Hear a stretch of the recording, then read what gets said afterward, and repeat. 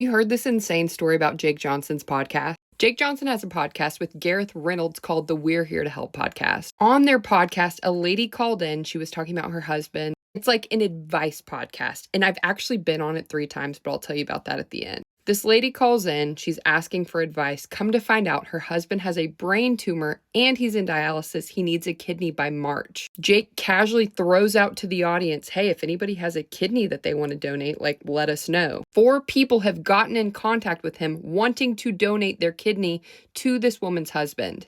First of all, I'll just say, if you haven't listened to this podcast, it is what you want to be listening to while you're driving in the car, because you just feel like a combination of listening to an old call-in show, advice show, combined with just the insane, bizarre new girl humor that a lot of us just were obsessed with. A world full of a lot of bad news and a lot of, another podcast and social media is killing the blah, blah, blah.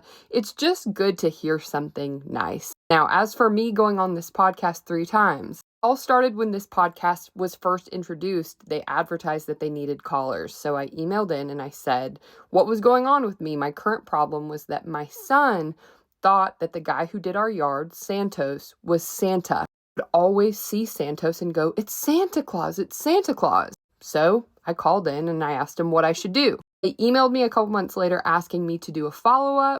So I went on a second time. And then this part's going to freak you out. 2 years later, my daughter's the exact same age. Santos still works on our yards. And she sees him and says, Mom, it's Santa Claus. No one taught her that. We'd never talked about it in front of her before. So I emailed in and I said, hey, the same thing's happening to my daughter. And they said, come on again. So I went on 3 different times. And they're just as wonderful as you might have thought they were. And if you want to hear me on the podcast, I don't remember the last 2 that I was on, but I was on episode 2.